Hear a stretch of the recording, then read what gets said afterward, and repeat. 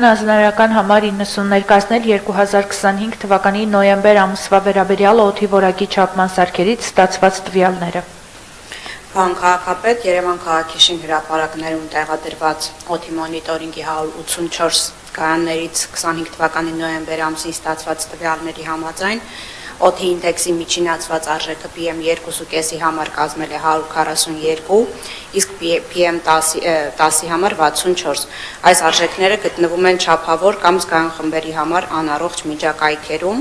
Եթե համեմատական անցկացնենք 24 թվականի միևնույն ժամանակահատվածի հետ, ապա PM2.5-ը կազմել է 101 եւ PM10-ը կազմել է 53։ Նշեմ, որ 25 թվականի նոյեմբերի 20-ից 30-ը ընկած ժամանակահատվածում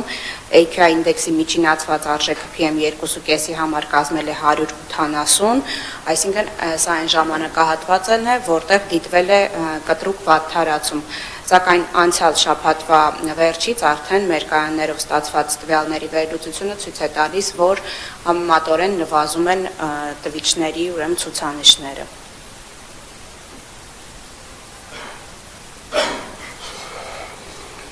Հիմա նորից խոսամ, էլի նույնը խոսալը հաջորդ։